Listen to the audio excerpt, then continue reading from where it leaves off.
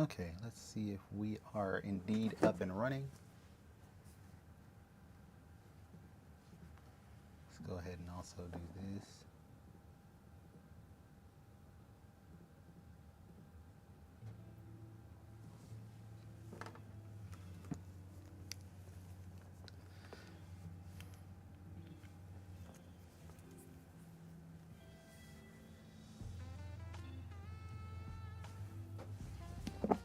All right, everybody.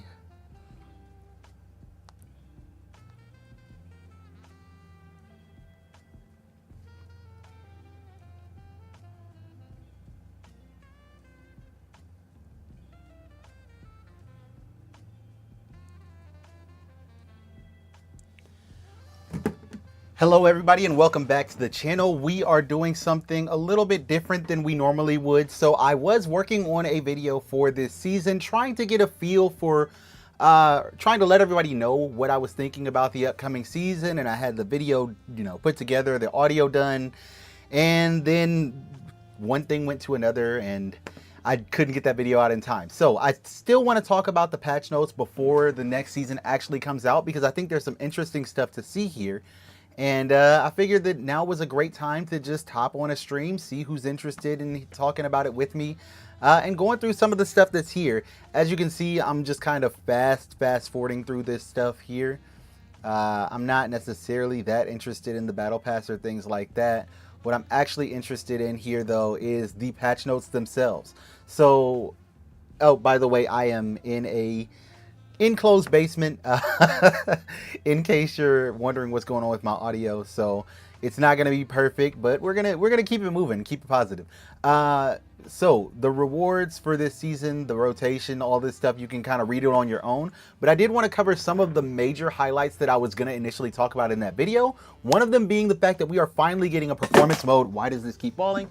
We are finally getting a performance mode in this game. So for those of you who have been waiting, like I have been waiting, it seems like it's been an eternity, but we are finally getting 120 frames per second on console. This is such a huge deal, not just because of the fact that it's a quality of life change, but because if you play the LT or the mixtape playlist, then you know that on console, a lot of times we get matched into PC lobbies. And as much as PC players like to complain about how, the controller is so broken and how aim assist is so strong, which I will agree, aim assist in Apex is too strong.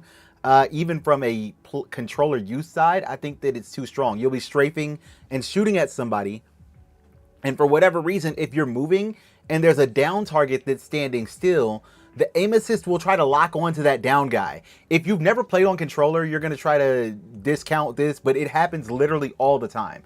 The aim assist in Apex will sometimes screw you over because you have the control that you need to stay on target, and the aim assist will overcorrect when it shouldn't be getting involved. So being on controller, yes, it can be overpowered in some ways, I guess, but a lot of times it comes at a detriment. And so when you're fighting against your controller, and then on top of that, fighting against people who are on PC with 140 plus frames when you have 60 frames, you can be at a really big disadvantage, particularly because Apex doesn't necessarily have the best lag compensation.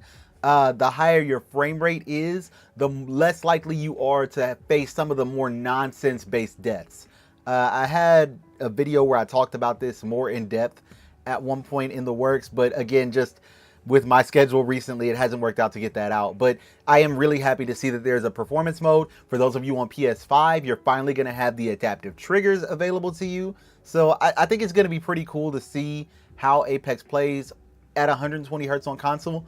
To be completely honest, I recently switched over to playing on my laptop, and I get an average of 150 frames. So I'm actually not sure if I'm going to be willing to switch back to console after all of that, but the option is now there that playing on console won't feel so bad compared to playing on PC anymore. We have the crafting changes. So for if you haven't been paying attention, they've changed the way that crafting works. You're going to have specific items that are available in the replicator all the time. I know one of those is actually, you can see here, it's the shield battery, a med kit, ammo, and your player banners. This does two things. One, it means that they're not going to have to cater the crafter to a specific weapon. It also means that they're not going to be taking things off the ground and putting them into the crafter. So I know for a lot of people, the crafter rotation comes around and the weapon that you like to use the most is now no longer available to you. That's not going to happen anymore. And you might be wondering, well, if that is the case, how are they going to worry, or how are they going to clean up the loot pool? You know, the reason they were initially doing this is to take items out of the loot pool so that they could make more space for the things they were adding in. We're going to talk a little bit about where that comes from or how they're fixing that outside of putting weapons into the crafter. But I do think this overall is a better change. You're going to have shield batteries and heals and med kits in the crafter, and none of the other things are going to be in there. This is also good because there were times where the mobile respawn beacon would be in the crafter. And unfortunately, people don't craft in Apex, particularly in pubs. So you would run into the situation where there were no respawn beacons around, and because the respawn beacon, or excuse me, there were no respawn locations around, and because the mobile respawn beacon was in the crafter, you couldn't find one, which meant that your teammates that died were just dead for the rest of the game. So keeping them out of the care package, or out of the crafter, is going to make it so you have that a little bit more available. There's more changes here, you know, with the crafting materials, just small changes about the map. But what I actually wanted to talk about, and the main reason why I wanted to make this stream, is to talk about two big things. One, I want to talk about the legend changes and the way that they're shifting the weapons and things like that. But two, I wanted to talk about this new system, which is the legend upgrade system. So if you've ever played a MOBA, this is very reminiscent of that. Your performance throughout the map, throughout the match, is going to give you Evo points. And now those Evo points no longer just go towards upgrading your shield, but they also go towards upgrading your legend. And I'm not going to go through all of these because I have a plan for a video later on. Once I get some experience with all the different things, I want to kind of rank them and categorize them as to what's the most useful. But as you can see, some of these really will change the way that you play these legends. So for example, with Ash, you can call out the number of squads within 150 meters after a squad wipe. That is not a huge change. It's only a level 2 upgrade, but it is going to give you the opportunity to spot people who might be trying to third party you. On the flip side, you can choose her second passive, which is her passive now tracks enemy positions on the map for 60 seconds. So whereas before you would activate her passive and it just shows them in one location, now you're gonna have live tracking. And then you get to the level 3 upgrades, and this is where things kind of get crazy. So one of hers is that the arc snare remains in play for 24 seconds and can catch multiple enemies. So instead of just catching one person, you might be able to catch an entire team at the same time. And then if you don't want that, and maybe you don't necessarily want to play a trap heavy play style and you want to kind of run and gun with Ash, you can instead choose twin snares, where you get an extra charge of her tactical. And every legend has something like this, where it's going to either enhance something they already do well, or it's going to give them a new ability that's different than what they have. I'm going to skip past Ballistic because I know about Bangalore, and this is something that I was excited to see. When she gets her level 3 upgrade, you can auto ping enemies who trigger double time, which is cool, but you could also choose to regenerate HP while inside smoke. And so this is why I'm really interested in these legend upgrades, because whereas before you had legends that had a tactical and an ultimate and a passive, and they were kind of stagnant in their balancing, what this does, and what the devs have talked about doing with this, is allows them to use these upgrades as a lever to adjust the power of legends without directly changing how their kit works. When I was making my previous video about Apex Legends, one of the things I mentioned was that I didn't know how they were going to balance the legends to shake things up without going and completely overhauling every legend. So we can see now that what they chose to do is actually just overhaul every legend. And I'm really excited to see how this actually plays out, what it means for every legend. I've looked through all of them at this point, But we really won't know how good the legends are going to be until we get into the full release of the game. There have been some legends that we'll talk about later that the patch notes will show that they were either buffed or nerfed. And so these legend upgrades will just put them back where they currently are instead of giving them an actual buff. But for the most part, across the board, this is an improvement for all the legends. I don't like the fact that they're buffing Fuse again, but you know, it is what it is. I love Fuse. It's just that recently he's been incredibly annoying. But Maggie, on the other hand, is getting some things that I think are going to be really cool, like the Fireball, for example. Anyway, like I said, I am going to talk about, or at least I'm planning to talk about these legend upgrades at another time in a full-length video that's a little bit more targeted and focused. But, you know, it's something that's here for us right now. What I actually wanted to make this video and this stream to talk about, though, is the patch notes, because the legend balances or the legend upgrades are great, but you're not going to know what they actually do until we talk about how the game itself is changing. One of the things that's happening with this next season, and the reason why they're able to take things out of the crafter and put them back on the ground, is that shields are no longer going to be a thing that you can find as loot on the ground. So instead of going around and finding shields, now in order to level up your shields and in order to get better shields, you have to be doing something in game to get Evo. You can do damage to other teams, you can knock players, you can get team wipes. These are things that contribute to your Evo, but there are also exploratory elements that actually make you able to gain Evo without necessarily fighting. And I know some people might have a bit of a problem with that, but I actually think it's a really good thing for player expression. One of the things that I love about Apex Legends, or at least that I love in theory about Apex Legends, is that every player can express themselves and play the game how they want. If you're an aggressive player who wants to drop hot and spend time, you know, going from fight to fight, you can do that, and the game has always kind of rewarded that play style. But up until now, the game hasn't really rewarded exploration. I think the last time that we really saw people doing environmental element things was with the loot caches on Stormpoint, and they removed those. Prior to that, we had, of course, the Bloodhound trials, which were a really fun thing to do, and it was viable to the point that even in pros, you saw people land here consistently. Well, now we don't really have anything like that. So what they're doing is allowing things on the map to contribute to your Evo. There are going to be Evo harvesters that you can track down that you can use to upgrade the shields for your entire team. You're also going to be able to get things that upgrade your shields from the care packages that fall from the sky. And when you fight prowlers or things in the environment like that, you also gain Evo points. So these are all things that are encouraging players that maybe you don't want to get into a fight all the time, but you still want to go into the end game with decent loot. These are things that are encouraging you to actually play the game and explore the game, even if you're not getting into fights to do so. One of the other things that works with this is the legend abilities, the passive tactical ability, or the passive abilities for each class. So, for example, scanning a beacon to see where all the players are, scanning the ring beacon to see where the next circle is going to be. These are things that also contribute to your Legends level. And I just think overall it's a good thing for player expression to be able to play the game how you want. You can see here the Eve is going into the package. The Prowler is coming back. Hopefully it's coming back with the full auto and burst fire built into it, but we'll see. And now we get into the weapon attachment. So you might be wondering, well, if you're not going to be able to have a shield, how are they going to balance the weapons in order to account for that? They actually have accounted for that in the weapon balancing. So first off, the 30-30, this hurts me because the 30-30 is one of my favorite weapons. The base damage has been reduced from 39 or 239 from 42. Also, they've nerfed the weapon ammo capacity. So the 30-30 is kind of taking a hit all around. The dual pierce or the skull piercer is getting nerfed a little bit. That's not that big of a deal. But what is kind of a big deal is the fact that the dual loader is now removed as an integrated hop up. This was the best thing they ever did for the 30-30 because it takes forever to fully reload the gun. Now the hop up that they built into it, the dual loader where you could get 2 shells at a time, is gone once again.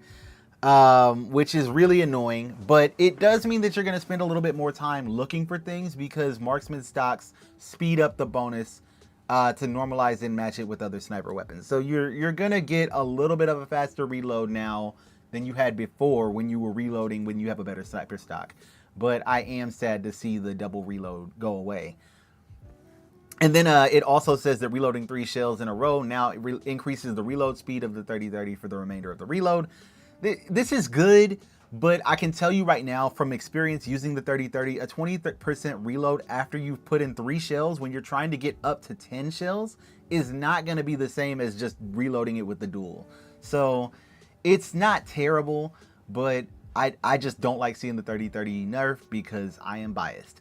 The EVA 8, going into the care package, kind of glad about that. But even though it's going into the care package, normally when a gun goes into the care package, it gets a massive buff. The damage is being reduced to 6. The fire rate is being increased, and the recoil is being increased. But the fact that the damage is going down means that even though they're making it more powerful to make it feel like a care package weapon, even giving it hammer points, it means that they are thinking about the fact that you're going to probably be fighting people with lower shields. It's not that much of a nerf. And, you know, you can probably see the hammer points thinking about getting hit with the EVA with a faster fire rate when you have no shields is probably going to knock you way faster, which it should. It's a care package weapon. But again, the damage reduction overall, when you're fighting enemies with shields who are popping in and out of cover and probably healing in the midst of that, you're going to be doing less damage overall than you might have expected to based on how the gun was performing before it went into the care package. The Hemlock damage was reduced from 220 from 21, and it also had a hipfire spread increase. You're going to notice actually as we go through some of these changes that they're making the handling of some of these weapons a little bit more difficult. Which is good. They're trying to, it seems like, increase the overall skill cap of Apex Legends when it comes to the gunfights. I don't know about you, but to me it does kind of feel like the game has kind of stagnated a little bit, that everybody knows how to use all the weapons. There's not really much of a reason to use something different than what you've used in the past. And I don't know, it just feels like the meta had become kind of stagnant around the weapons because there was no intentional focus around changing what the meta weapons would be. So they are putting an active effort into changing up the meta this time around. The Hemlock not really being used, but I can see in an environment where people have less shields that burst fire weapons become really powerful. So they're nerfing the damage a little bit, increasing the hipfire spread so you can't just beam people up close with the Hemlock anymore. We will have to see what this actually feels like in game, because just because the hipfire spread is increased doesn't mean it was increased by that much. It could be increased in the sense of how they increased AR hipfire, or it could be increased in the sense of how they increased LMG hipfire to where it's just absolutely terrible. But again, we have to wait and see how that turns out. The L-Star can no longer equip barrel stabilizers. This is pretty big because the L-Star has been a little out of control recently. My friend and I were just talking about this the other day, that the L-Star is kind of crazy right now. And I appreciate it. I like it. I love the L-Star. But it is a little bit strong, especially in that mid-range when you can just beam people when you put on a barrel stabilizer. So taking away the barrel mod means that people are going to have to actually learn the recoil pattern if they want to be good with the L-Star, which is just healthy for the game overall. Moving on to the Prowler as floor loot. Again, you see this trend of these weapons. It was a care package weapon, so of course it had to get nerfed. But select fire hop up is removed. Sad about this myself. I don't know why they keep getting rid of it, but it's gone. I know actually the burst fire is stronger, but it's just about having the choice. I like the choice. But the damage was decreased from 15 to 16. The burst fire delay was increased, and the spread delay, or the spread delay increased again. So you can't just fire it back to back and have the spread be consistent. You're gonna have to space out your shots a little bit more. And it's not just the Prowler that received this nerf treatment. The R99, as you can see, also got a recoil increase. Excuse me. So they are making an active effort, and we're gonna see another change to SMGs here in a second. But they are making an active effort to make it so that you can't just beam people quite as easily as you could before. Notice that the car did not receive any changes. I kind of find that to be strange since they're changing up the R99. The car to me is a really strong weapon that's kind of just being slept on right now. And I feel like if they're not going to make changes to it, you're going to see not necessarily a problem, but I think you're going to see it rise to the top Same thing with the Volt, no changes to it. If the R99's recoil is being increased, you're probably going to see a lot more people using the Volt because it's an energy weapon with a low recoil. And on top of that, I'm going to skip past the R301 changes real quick. You can see that SMGs are going to have higher projectile gravity, and the projectile launch speed is going to be reduced. So what that actually means is that you can't shoot SMGs from as far away and hit your shots as easily anymore. You're going to have to actually aim up and, lead your shots when it comes to SMGs, using them at a distance. They really want to bring the SMG range in a little bit. The Volt being an energy weapon, I think, is still going to be much less affected by this, which is the reason why I actually think the Volt is still going to be a top contender when it comes to SMGs. But interestingly enough, while they're bringing the range of SMGs in a little bit, they're also kind of shrinking the usefulness of them on a case-by-case basis, because you're no longer going to be able to equip the gold scope to your SMGs. It only is going to work for sniper rifles. So that to me is interesting, because sniper rifles. It's only going to work for shotguns. But to me, that's interesting because what it's telling you is that they don't want the SMGs to be the be-all end-all when it comes to your close-range weaponry. Shotguns are notoriously harder to use, but as you can see here, none of the shotguns actually received any changes when it comes to these legend balances, except for the Evo, of course, because it's going into the care package.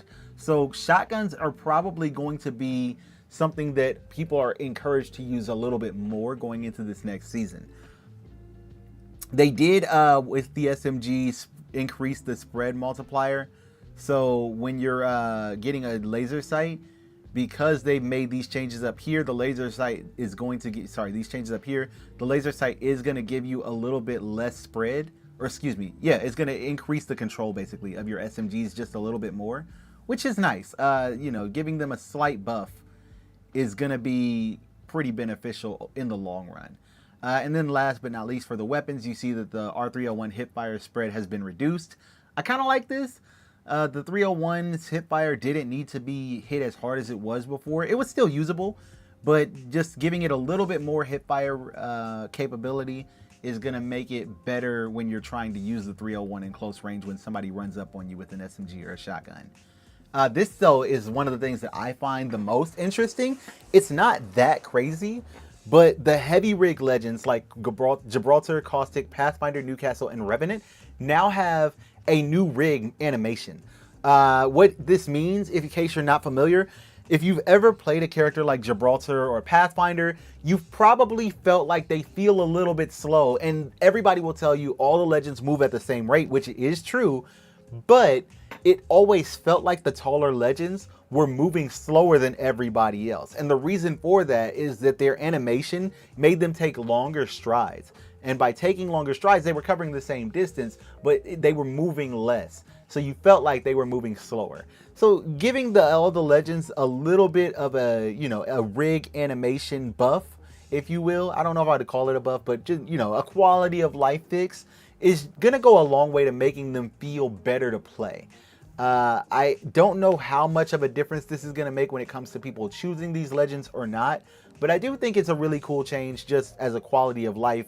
And I know for me personally, I love Pathfinder, but playing even on a high frame rate with a character like Pathfinder versus playing with somebody like Conduit or Lifeline or Wraith, you do notice that sluggish feeling when you're playing the game. And it takes a little bit away from just moving around. Support legends, the extended supply containers, contents have been improved. We'll see how much that improvement actually matters. Ballistic is getting a slight change. When it comes to his sling weapons, they're all going to have white attachments now instead of just being empty. This is nice because at least you're going to have a scope, for example, as opposed to having to always tailor the weapon you pick up to be something that is going to be good only when it's in his ult. Now you have the option to switch to that weapon mid-combat. I kind of feel like Ballistic still needs a little help. I remember when they initially nerfed his smart bullet, and I still feel like that was kind of unnecessary. I mean, he was okay, but he wasn't even what I would consider Conduit level, and yet for some reason they still nerfed him, and ever since then he just has not found an audience. So maybe giving him more use with this is going to be useful, but I kind of feel like he still needs a little bit more. Up next, we have the Dark Veil. For Catalyst, it's actually a nerf to Catalyst. So remember earlier when I was talking about how some of the legends have actually been powered down, and their new legend upgrades are going to bring them back up to where they currently are in Season 19. So for Catalyst, you see an example of this. You have two options when it comes to Catalyst's ultimate upgrade. One of them is to increase the time that the ultimate is up. The other one is to increase the length of the ultimate, so how far it actually goes when you throw out the wall. And it sounded like when we were first reading that and hearing about it, it was going to be a straight buff to Catalyst. But now that we've seen this, they've decreased the lifetime of her wall to 15 seconds. So that buff to the time is just going to take you back up to the 25 seconds. And the same thing with the length. If you choose the length, that buff to the length is just going to take you back up to the normal length, which is this 55 meters. It kind of is a nerf to Catalyst. And I have a friend who's really into the controllers, the controller legends. And they have been complaining about the fact that Catalyst keeps getting nerfed even though nobody plays her. And while I do understand that, I do also understand that at high level, Catalyst is kind of oppressive. So the idea that they would nerf her isn't really that far-fetched to me, but I understand why people might complain about her getting nerfed while every other legend is kind of getting more fun things to do and getting more power thrown into their legend upgrades.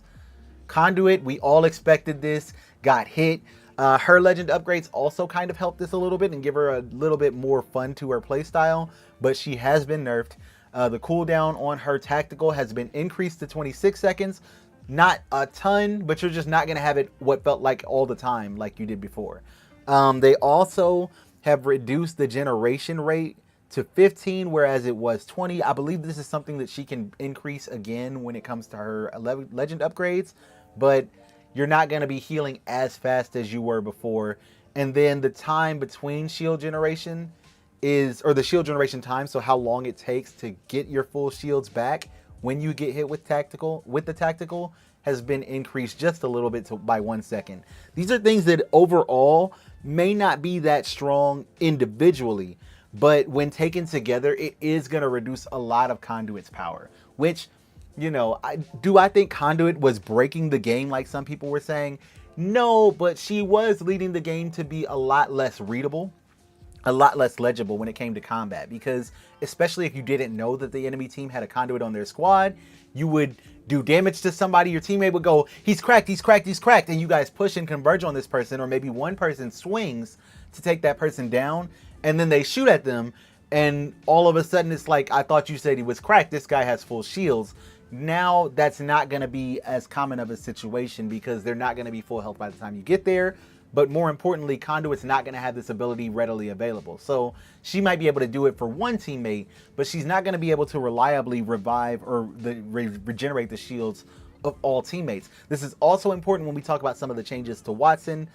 May not cover those in this video, but there's some changes to Wattson that make her a little bit stronger when it comes to regenerating the team's shields that I think are going to go a long way to make Wattson more of a support type legend and just be healthy overall. This is the change, though, that up next that I think is one of the biggest for this season, and that is the surveillance drone for Crypto. The speed of the drone recall has been slightly increased, and the transitions going in and out of the drone are now faster. If you didn't think that Crypto was the strongest recon legend in the game before, he's definitely going to be now. Ever since they nerfed Bloodhound and Seer, there just hasn't been a really strong recon legend in the game that made it worth picking them. But I do think that smoothing out the playstyle of Crypto, along with some of the legend upgrades that he's getting, I think it's going to be a really big change that brings him maybe not into the meta because he's always going to be a character that requires work. And if there's anything that Apex players do not like, it's working for the skill of their character. But I do think this is going to make Crypto mains a little bit more likely to pick him over some other legends. You know, a lot of times you may not pick Crypto because in a solo environment, he can be sort of a detriment and you don't want to be playing Crypto without a team. But, you know, now that he's got abilities that make him easier to play in and out of the drone, he might see a little bit of a pick rate increase. Either way, though, I do think Crypto is our best recon legend at the moment, and he's only getting better in Season 20. Horizon gravity lift cooldown is increased to 25 from 20 seconds. I believe one of her tactical abilities brings her cooldown down. So again, you're just seeing that the power of the legend is being kept the same, but locked behind their level up. Which Horizon, I don't think she's been that bad ever since the last nerf, but maybe some people are still complaining about her. Who knows? I think that she's gonna be fine regardless. Her kit is so strong and her passive is where a lot of her power lies because you can make plays that other people just can't necessarily make. And especially off drop, it allows you to get into situations faster, particularly on Olympus where you can slide off drop. I love landing with Horizon at Bonsai and sliding down that hill into the middle room. But again, no huge changes here. Lifeline in modes with upgrade cords enabled. So shields no longer being on the ground. Lifeline's one passive part of her shield or a part of her ultimate guaranteed you a shield. Now there's no shields in the game. She has to give you something. So instead of a shield, you now have a 50-50 chance for either a piece of smart equipment or a large heal. So you can get a battery or you can get, for example, that magazine that you needed. And I think it's a nice change. I still think Lifeline is going to need some help. She's got some power coming in her legend upgrades where one of them can make you get a full care package weapon. But I still think that she's going to need a little bit more if they're going to try to help her keep up, especially now that we've got Conduit. You know, we've got some more power coming into Newcastle's kit. Gibby is going to be pretty good next season because he's getting some buffs. And I feel like of the support legends, Lifeline just is constantly being overlooked. I would love for Fast Heals to come back. It's never going to happen.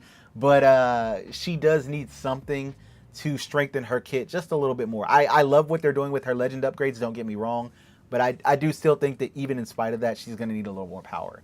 Maggie, the first enemy hit with the Wrecking Ball does not destroy the Wrecking Ball. I think this is going to lead to some hilarious situations where, hello, WHZ.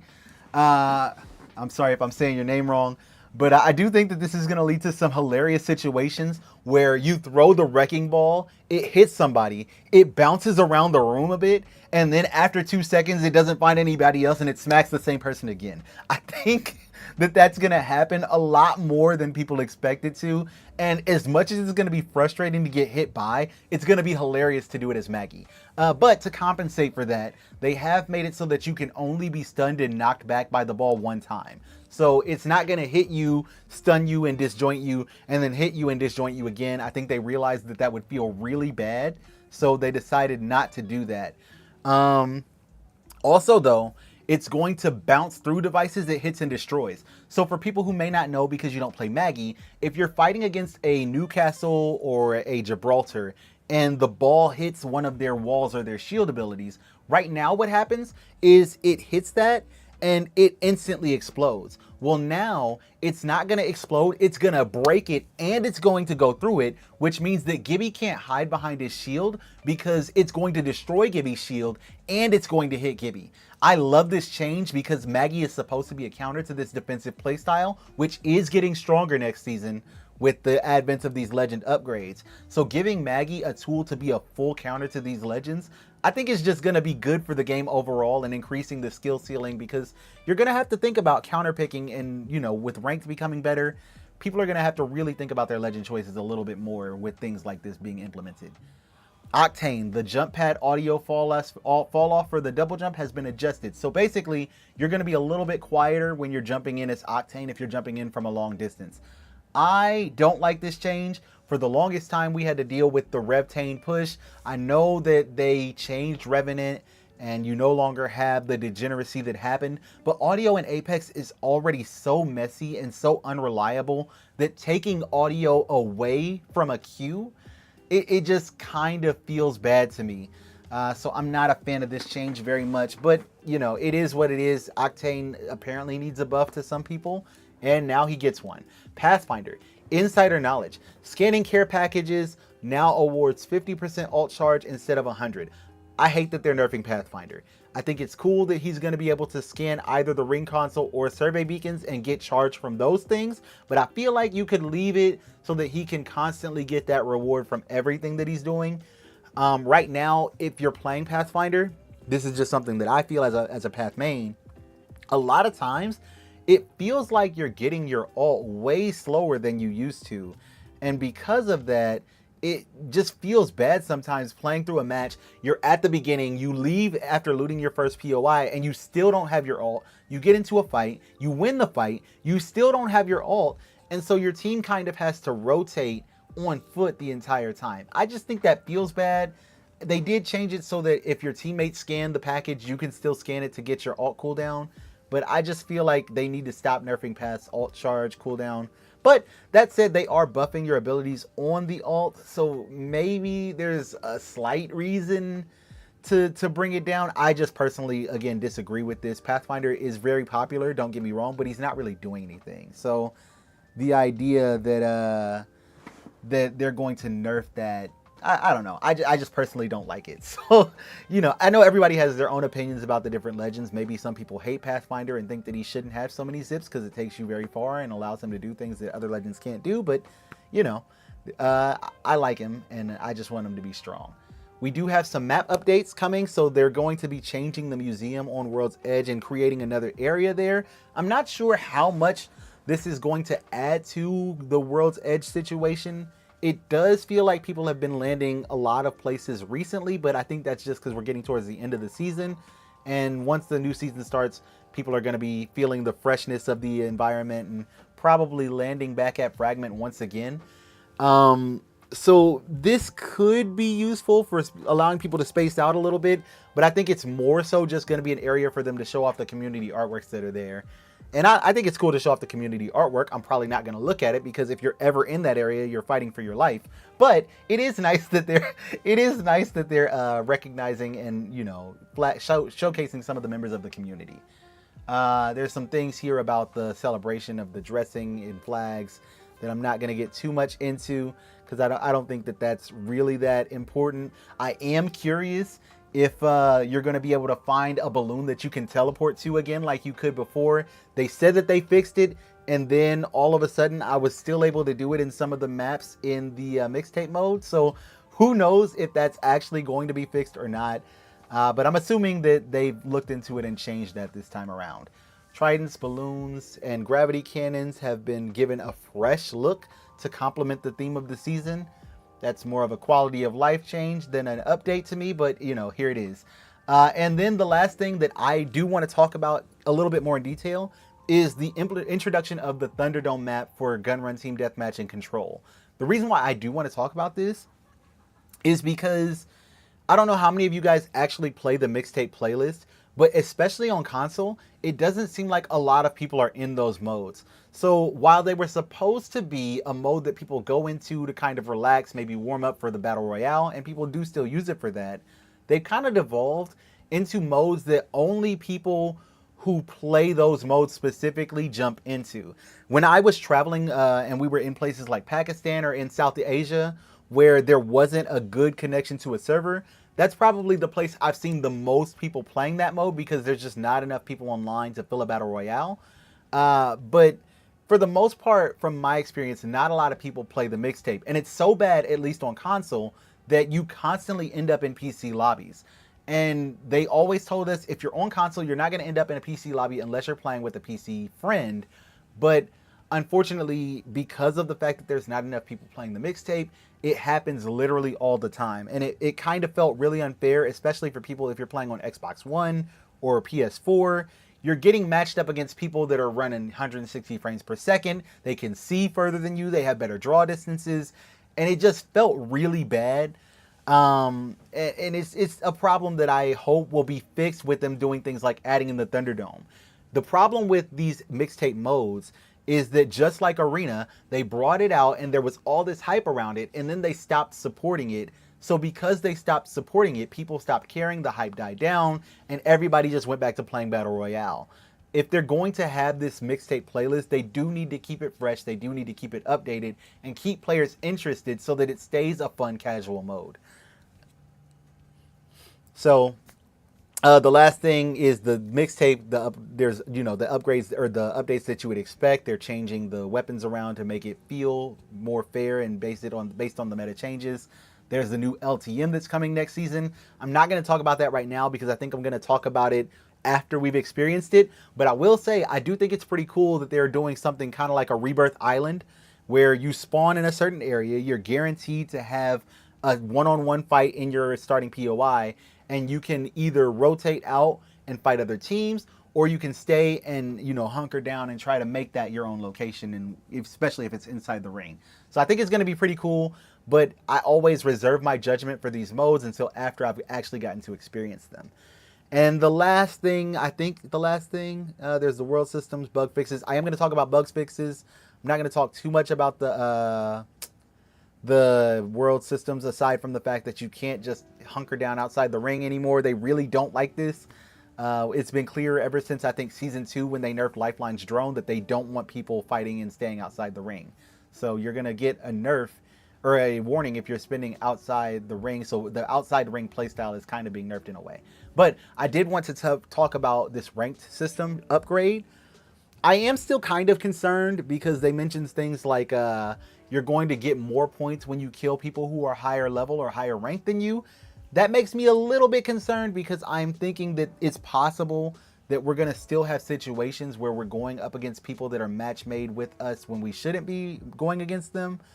But overall, the fact that they're making kills valuable again, the fact that, you're going to get rewarded for your kills and your placement in a way that feels meaningful, and we're still keeping the assist system, makes me feel like this ranked season is actually going to get people back engaged again.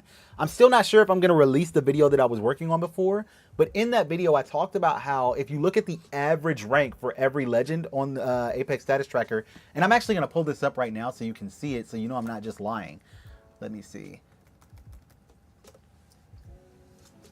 If you look at this, the average rank that you see here is bronze and silver for every single legend. There's no legend here that's above silver. And I think the highest is silver 1 in its conduit because everybody's playing her.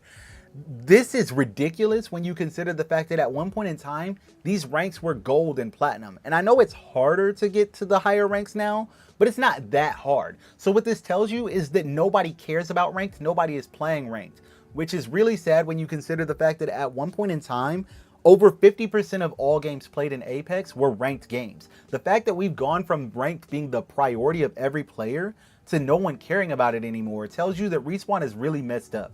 So with this new season, they're getting rid of promotion trials, they're getting rid of provisional matches, which is going to stop you from feeling like you're wasting 10 games of ranked to go through 10 games, try your hardest, and still end up in bronze, even though you popped off and won every game. I have no idea how that happened. I think I won 5 of my placement games at one point. And I don't think I died early except for in maybe 3 games. And I just got unlucky. But even after what I consider to be a pretty decent performance, especially for me who is just mediocre at this game, I still ended up placed in bronze. And I thought it was just me, but people that I knew who had 10 plus kill games every game still ended up in bronze. That's not a good placement system. So getting rid of it entirely is great. They also brought back the split, which means that there's going to be less of a focus on just hard grinding out ranked and more of a reward for the short burst of time that you put into it. So I like this change. I think it's going to be good overall for bringing some of the hype back to ranked.